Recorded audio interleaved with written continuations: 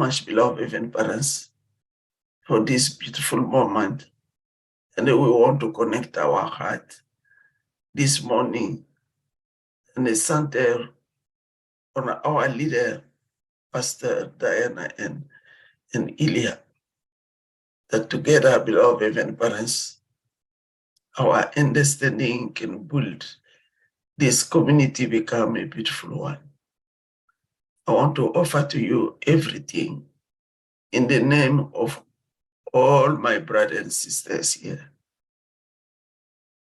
In my own name, Kimbembi, Edward Koko, Blessed Central Family, Aju, Aju.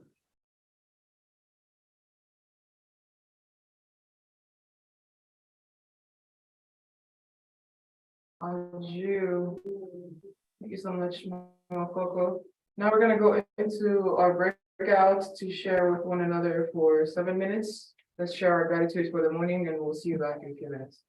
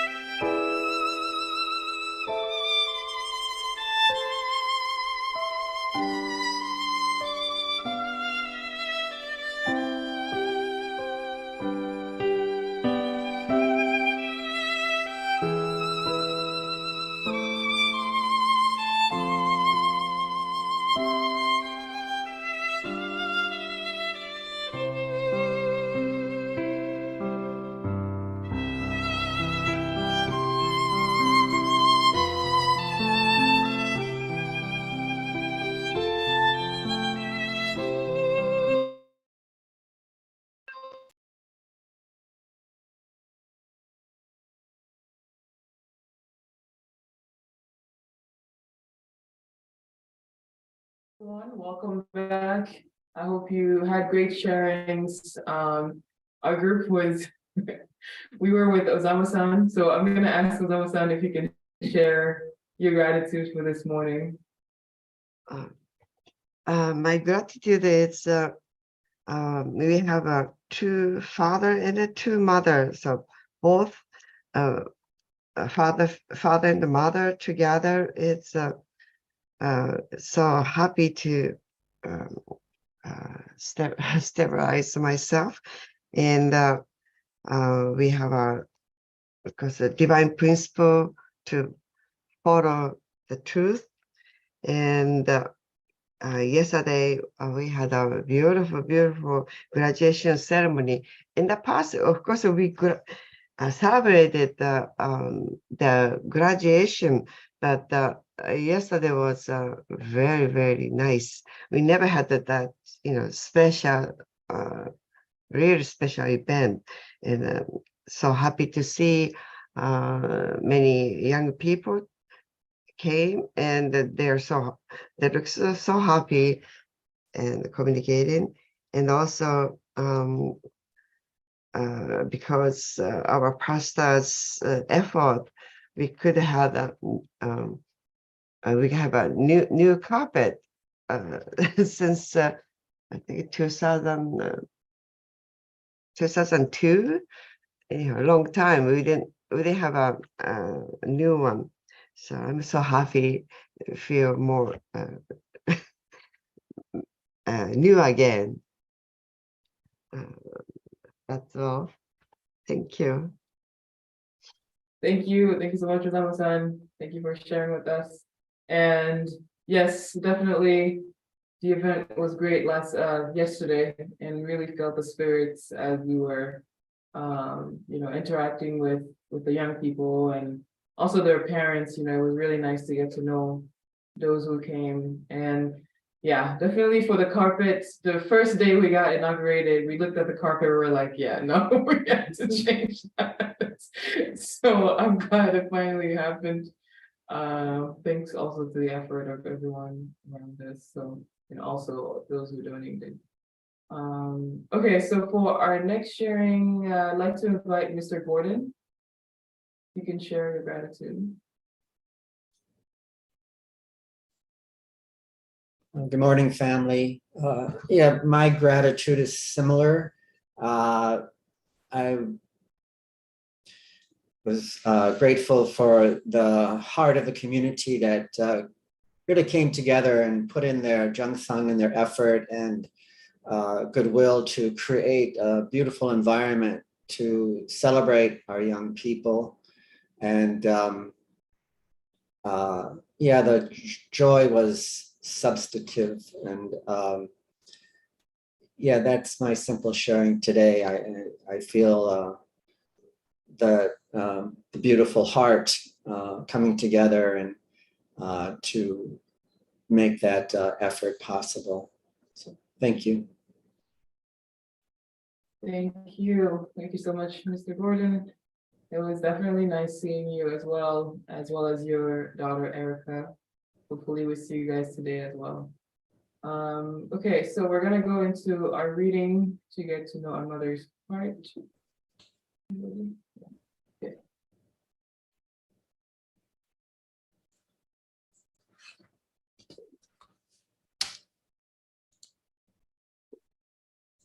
Okay, this is page 144.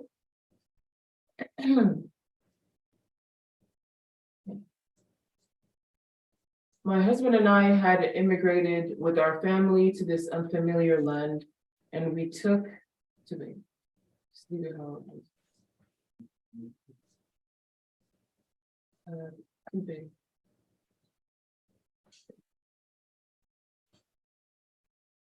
Okay. We concluded our first campaign with the success of the 3 rallies: Madison Square Garden in 1974, and the Yankee Stadium and Washington Monument rallies in 1976. Altered with sincere devotion, our prayer was the light that ended the darkness.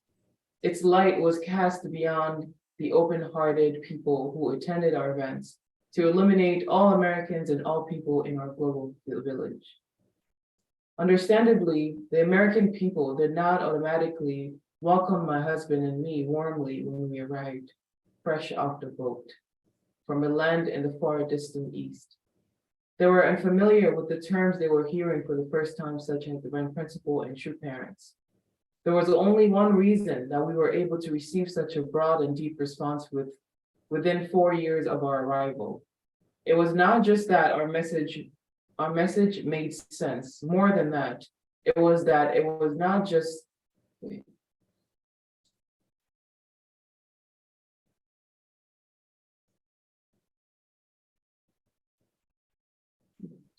More than that, it was that our message, the United States of America, was conceived.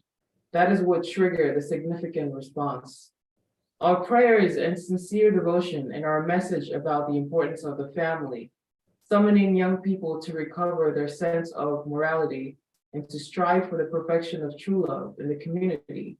This is what moved the hearts of the American people, for it is the founding vision of that nation. Many young people came to realize that the principle is the truth and joined our family movement. For these brothers and sisters, the principle became the core axis of life. They share the principle with everyone, with fellow young youth carrying backpacks on the West Coast to the elite leaders in the universities and the government. They gain the support of people of all races, occupations, ages, and educational backgrounds. My husband and I toured the United States to encourage and inspire not just the public, but our members. We called them to establish schools, create newspapers, get their doctorates, link cultures to programs such as the Little Angels, dance troops, and rock bands, raise funds going shop to shop and door to door, create home churches, fish businesses and restaurants, and organize volunteer service projects. On every path we trod, the blood, sweat, and tears of our frontline missionaries, domestic and international, continue to flow. I was constantly in prayer.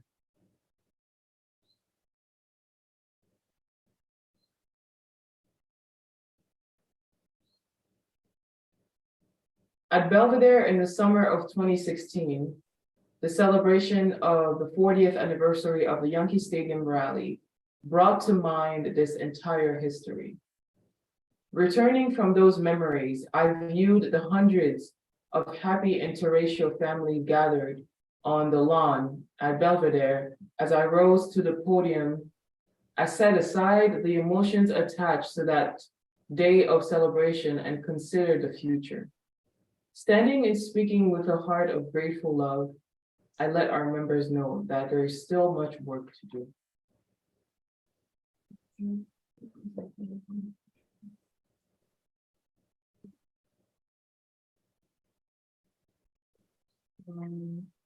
Sorry, just give me a second. Okay, we cannot allow ourselves to be satisfied with those victories from decades ago. At the end of the day, I lingered at Belvedere. A summer rain fell upon the lawn, and once again, deep in my heart, I felt the call to focus my mind and continue on the path toward a world of hope and happiness as the mother of peace. A song of victory rang out from Danbury. My husband and I were well aware of the many who opposed us. The charge of brainwashing was a recurring accusation. Scurrilous criticism always followed my husband and me, but such is the story of God's history, and we understood why. The movement against us in the United States reached its crescendo in the late 1970s. The Washington Monument rally was the tipping point for those who hoped our movement would fail. And critics and fear mongers now envision the unification principle spreading like wildfire throughout America. Donna Fraser, a congressman from Minnesota, took the lead on Capitol Hill, opening a hearing in the House Foreign Affairs Committee.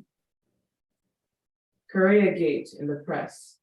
It had nothing, we would be accused of involvement in a political scandal nicknamed Korea Gate in the press. It had nothing to do with us except that we were from Korea, but it was gaining publicity for members of Congress. After Congressman Fraser chaired the hearing that investigated without results our movement in March and April of 1978, he failed in his campaign to win a seat in the US Senate.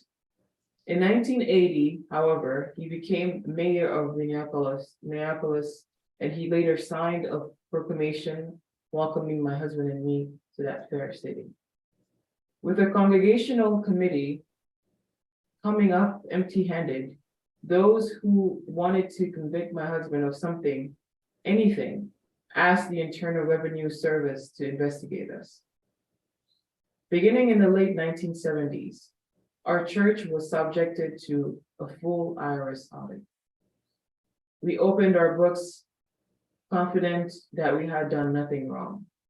For 2 years, we even provided a private office for an IRS team with our Manhattan headquarters buildings. I have lived a life of sacrifice and service for America and the world, Father Moon declared publicly. I have nothing to be ashamed of. This case is the result of racism and religious prejudice. Although Father Moon had done nothing wrong, early in 1982, the U.S. District Attorney in the Southern District of New York, on the third attempt with a grand jury, finally succeeded in lodging charges of tax evasion against him.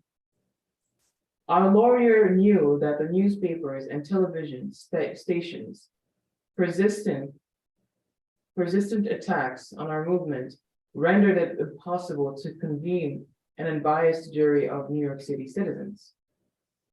Also, it would be hard to seat a jury that could understand the complexities of such a tax case. Father Moon therefore requested a bench trial, but the court did not accept this motion.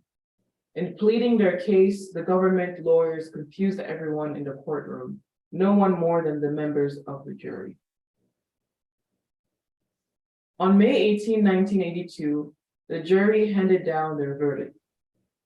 My husband was found guilty of owning a total of $7,300 in taxes accrued over a 3-year period, nearly 10 years prior. It is routine for people who underpaid our taxes by far greater amounts to simply pay a fine. But for Father Moon, an evangelist from Korea, the judge pounded his gavel and pronounced his decision. I sentence you to 18 months in prison and a $25,000 fine. Upon this announcement, my husband immediately stood up, smiled, and walked across the courtroom with his hand outstretched to shake the hand of the government's lead persecutor. The lawyer was startled. He turned his back on my husband, stuffed his papers in a briefcase, and walked out of the courtroom. American churches were paying close attention to our case. Holding church funds under the name of the pastor was common practice for them. And this became the basis of the accusation against my husband. If my husband were sent to jail, they could be next. When Father Moon was pronounced guilty, they rose up with one voice, the National Council of Churches, United Presbyterian Church in the United States, the American Baptist churches in the US, the African Methodist Episcopal Church, the Unitarian Universalist Association, the Southern Christian Leadership Conference, the National Conference of Black Mayors, the Church of Jesus Christ of Latter-day Saints, the Catholic League for Religious and Civil Rights, the National Association of Evangelicals, and many others called the decision an obvious oppression of religion. With them in our ranks, we founded the Coalition for Religious Freedom and Minority Alliance International, which organized rallies throughout the country to protest the verdict. Conscientious people of all denominations and political views recognized oppression when they saw it and demonstrated on behalf of liberty. On the foundation of this bipartisan support, we submitted an appeal to the United States Supreme Court. To our great disappointment, in May 1984, the Supreme Court washed its hands of it, thereby affirming the sentence. My husband's response: it is the will of God. He was not concerned about going to prison. He had already turned his faith into the next step of God's plan to awaken America from spiritual death. He was incarcerated on July 20th, 1984, at the Federal Correctional Institution in Danbury, Connecticut. This whole affair was not about taxes. It was about the world's most powerful nation having a panic attack over the growth and influence of our movement. It was a misuse of governmental and media power induced by fear and ignorance. But God always works in mysterious ways. The Christian community united with us as it never had before. Major clerics were outraged that what could be characterized as an administrative mistake could be punished by 18 months in prison. Thousands of clergy throughout the United States protesting. Hundreds spent a week in Washington, D.C. in the Common Suffering Fellowship. They studied the principle in America's tradition of religious freedom, visited their congregational representative, demonstrated outside the White House, and proclaimed that when the government threw Father Moon in prison, it had thrown them in there as well. Besides supporting this domestic ecumenical activism, Unification Church members around the world prayed unceasingly. Having no experience of the earliest years in Korea, they could not digest the reality that the Lord would be in prison. My husband and I comforted them. From now, a new world will begin. Father Moon counseled our members, our family, and me. Now, not only American, but all humanity will be with us, and the drumbeat of hope will sound throughout the world. July 20th, 1984 is the day I wish I could erase from history. On that day, my husband left our home and was incarcerated in Dunbury prison. As we departed at 10 a.m. or 10 that evening, he gave words of hope and encouragement to our members who had gathered at Belvedere. With several members, we drove to the prison. I was resolved not to reveal my emotions. Father Moon had asked the members to dispel their anger and sadness. Do not cry for me, he told them. Pray for America. A feeling of deep darkness descended as we watched Father Moon enter the prison. We stood for a long time at the entrance as if my husband might just turn around and come back out. With a deep sigh, I consoled everyone, and we turned and walked away. My husband was embarking upon an unfair prison and on an unfair prison term in a foreign land, and I knew that I had to forgive the people who had put him there. It was our opportunity to practice our movement's most fundamental tenet: love your enemies and live for the sake of others. Sacrificing oneself in the face of death and going even further to forgive and love those who accuse and deceive is what we came to call the Dunbury spirit. The Dunbury spirit is to give and give, even after everything has been taken away, to forgive those involved, then to persevere, knowing something greater is bound to occur in accord with the heavenly will. The road was dark.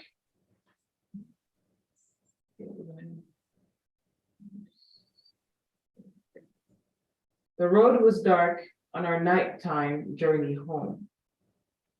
My experiences during the more than 10 years of living in the United States had been more numerous than the pebbles along a riverbank. There were the speaking tours in which we had traversed the continent. There were the path-breaking conferences that reshaped the world of scientists, professors, theologians, and clergy. There was the youth with boundless energy, welcoming new life in God's love.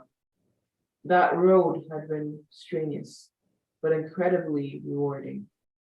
And in that light, my husband's imprisonment was a painful pill to swallow, a heavy cross to bear. Okay. We will continue. Yes, we will continue tomorrow for our reading, but for today we will stop there. And yes, so it's time to go and share in our workouts. And as you can see, really, one thing that stood out to me is really Father saying that, don't pray for me. It reminds me of like what Jesus was saying at the time that he was being taken away, right? He told Mary to not cry for him. So it reminds me that, true parents truly never really lived their lives for themselves. That it was all for the sake of the world. And so just reading that, it's like, yeah, it does make sense that they're the Messiah because it's the same thing that Jesus also did as he was being taken up to the cross. So yeah, I really hope, for me personally, I want to inherit that kind of heart where I can really be so selfless to tell people to not pray for me and pray for the world instead. So yeah. Anyway, so we're gonna go share with one another and we will see you back in 7 minutes. Thank you.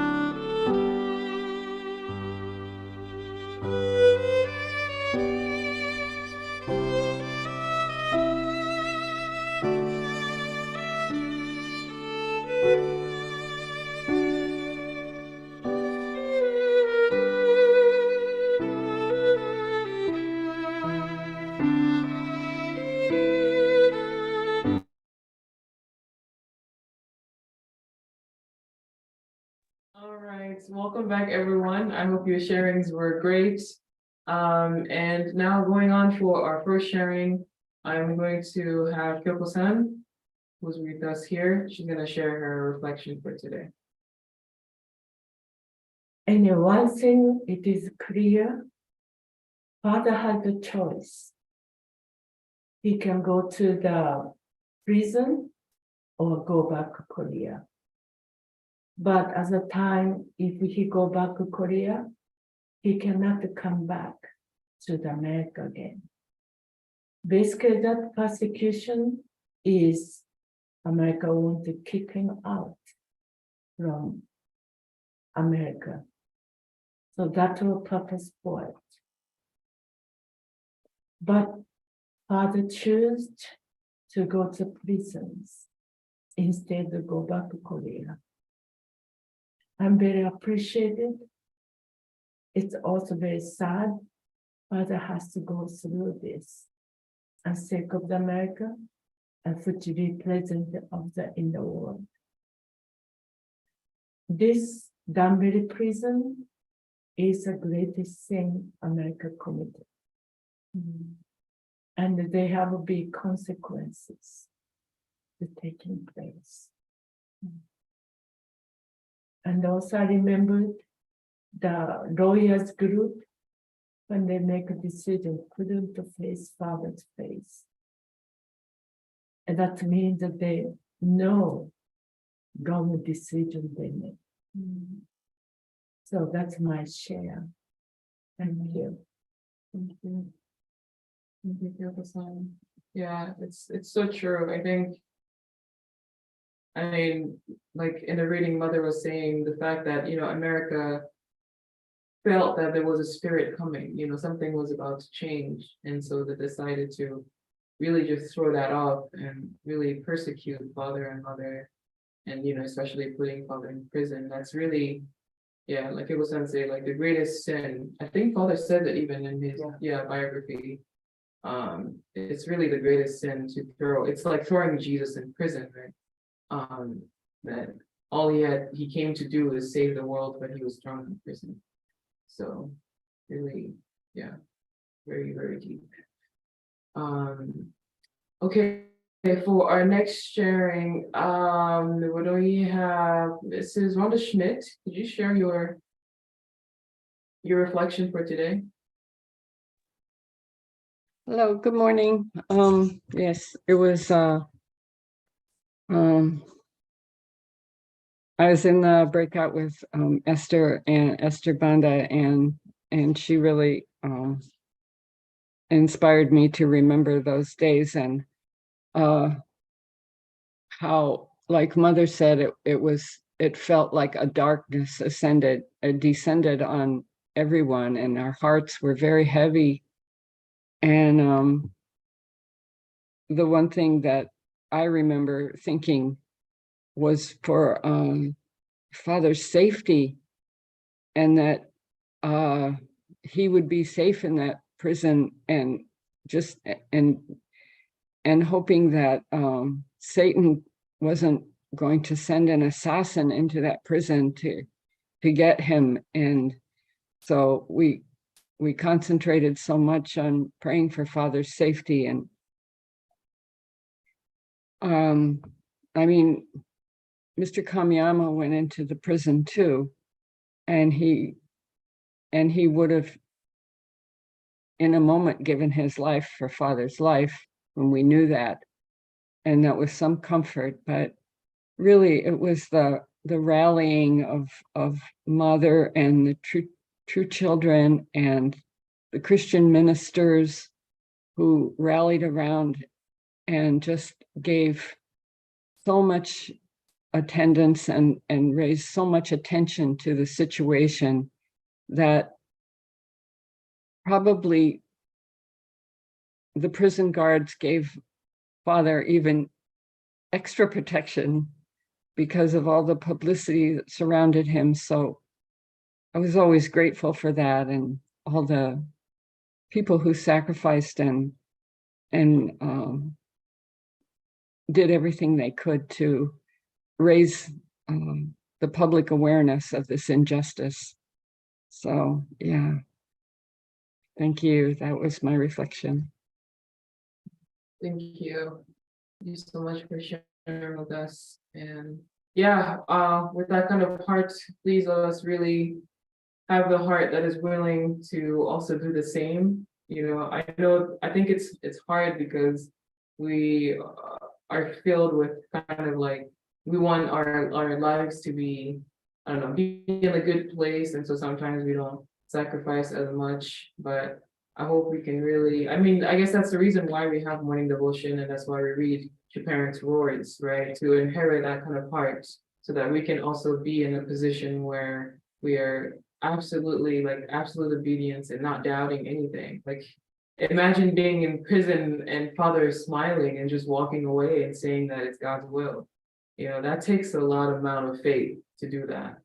You know, but I hope that we can really inherit that kind of heart as well from true parents as we move on to the providence.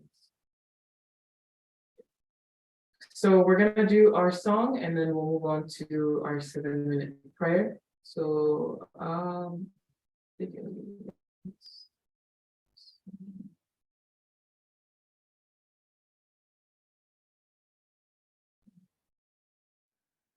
right, please sing if you're on Zoom.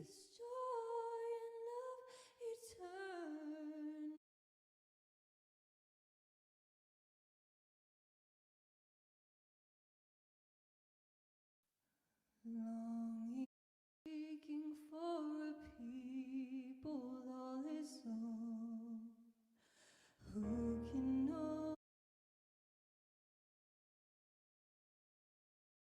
the yearning of his lonely broken heart.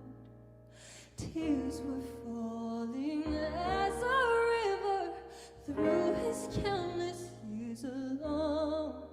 Out of all the multitude, there was none who knew how the Father's heart was aching, grieving after men. Glorious God who started life throughout the heavens, bore the deepest torture as he saw his children die. Every day he seeks the beauty lost inside our hearts. Tenderly with love he leads us back to love with him on high. How many fathoms deep is his aching heart? All the tears he shed for earth became an endless sea. Deep from within the heart of heaven came the secret. Now the mighty word, the trumpet call will surely sound. But as in the time of Noah, people laugh and mock, satisfied to wander aimless in the darkness underground. And fearful is the time to come when the price is paid. One and all will face the judgment from an angry God. Quickly believe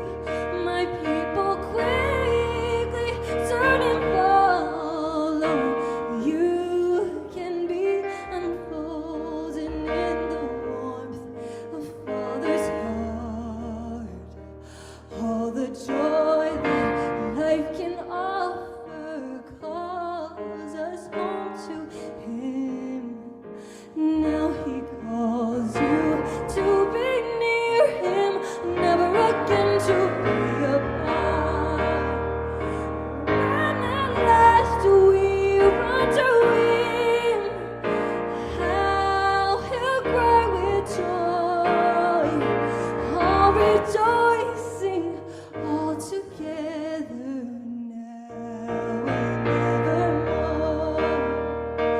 All rejoicing all together now and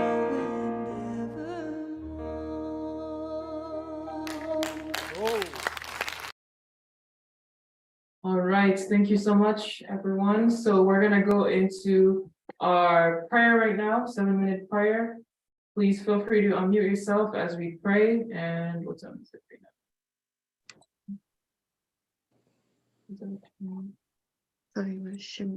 Our Heavenly Father, true parent, thank you for Good sharing morning, beloved the Heavenly special Father meaning of and our true true parent. Father, Thank you for this new Heavenly day. Father. We want Thank to you for thank you this beautiful that day. God, As you, thank you for waking us up. Give us the strength to wake up this morning and to be in this morning devotion, victory Heavenly over parent. Satan, Father. Our We are Heavenly so Father, we are grateful, the Father, congregation, to Father. as you Father, gather You us wanted to come together, to the Heavenly Father. and to parent. in this We moment. thank you, Heavenly parents. Our Heavenly Father, that you Heavenly will show us parents, We have We see our the life. Holy every day. Our Heavenly Father, we God, to Father, the different attitudes. I know, Father, thank you, Heavenly parents, was for pinned in the military love from that you give America, to us every the day. war, You give us true because of parents the sacrifice that save of the us, son, that bring us back to you. gracious Our true mother who is still working so Father, hard, together, Father, guiding us, Father, leading us, Father, Father, this especially this. She's working hard in the unification of North and South Korea. Father, I pray for the victory. But we also anyway, involve all of us pray to work hard, We can change our heart. involve all of us, Father, share, Father, this and work prayer, more with other children, other that people. only I pray for all the also leaders they want to working hard, Please let us take stand as away the elders of our nations the out there. To really working lead hard so many of the nations out there. Heavenly in Parents, Korea. change. I pray delicious for Dr. Dong. Please be with him and And be with his the family, salvation Father. of the out there. It's really, Be really with Dr. Young and me as the elders. guide him and Heavenly Parents, please let us understand that. Really take pray care for of his victory, Father, that Father, we are his so new grateful. mission, Heavenly Parent. To Father, Please be with him. will. Such a filial son, Father. and also I to pray Father, for for we President Dunkley, also Father, filial son. I pray that you be with him pray to and Mother's that you Lord. guide him and Now inspire to him. Mother's 80 years old. I So pray, beloved parents, you, the healing, children, Father God, his God, wife, family. to be the allies of God, the allies in heaven, Beloved Heavenly heaven, parents, Father. So pray, I pray to Mother guide him for the health as he and the guide us and lead well-being us and safety. here in USA, Father. Please give him good health, Heavenly parents. Father, to Mother God, Pray, together Father God, please and be one. with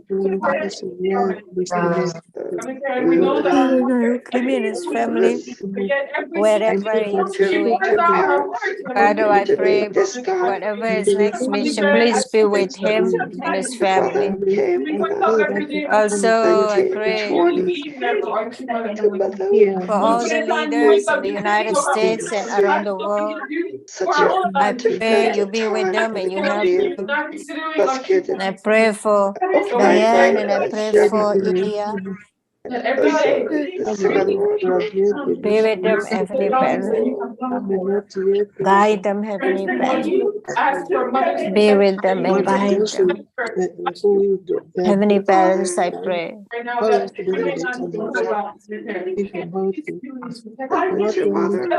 That you be Diane and Pastor Elian, Pastor Diane, you guide them and you inspire them and you protect them, Father God. We greet here in Georgia, Father. Thank you, Heavenly Parents, for you bring them to Georgia, Father. We are grateful, Heavenly Parents. Thank you so much. I pray Here, America too. to be with us, and I pray that Heavenly Parents, you be with brothers and sisters here in Georgia. Give them strength, give them good health, each one of us, Father. Continue as we continue, Heavenly Parents. Continue, Heavenly Parents, to do our best and to continue do your will, Father. We are here. What you give to us, we want to give to others. Pray for the victory here in Georgia. Pray for your love, Father. In our heart, Father. And for the unity, Heavenly Parents, we can bring victory. I pray, beloved parents, thank you for last night, for the celebration of the graduates and celebration. Thank you so much, Father God, for our sisters coming, even Austin came, Father God. We thank you, thank you, thank you. So great to go pray together here. Thank you, beloved Heavenly Parents. Pastor Diane and Ear here together. It's so great. Beloved Heavenly Parents, I pray. Today is a day of all things. Thank you, Father. Father, two parents, sisters, the one. I pray, brothers and sisters that are sick, please be with them, Father, and help them so that they become better. The day of all things. I pray also those that went to spiritual, may you guide them. May you, Heavenly Parents, give them a good journey to the spiritual realm. I pray, beloved parents, thank you so much for your love. Everything, Heavenly Parents. Today we will celebrate our 61st celebration of Day of All Things, Father. I pray, Heavenly Parents, that we have a good celebration, remembering your heart, the heart of the creation, Father. Grateful for the creation, the Mother Earth. But I pray that our hearts are connected in that way, remembering, Father. Father God, thank you so much. I pray. Father, Sunday be a good day. Good Sunday again. Thank you. Thank you. Thank you. Thank you, Heavenly Parents. Thank you. Father, also I pray. Be with brothers and sisters. Give us strength. And we want to pray. And we have the strength to continue to do your will. Witnessing, the leading, the leadership. Please be with all of us. I pray this morning. My name. Esther Tumba, I pray this my name. Amen. And I choose. Love the family that have community. And share the blessing, the faith, and the love is many. Pray for this man. Yes, and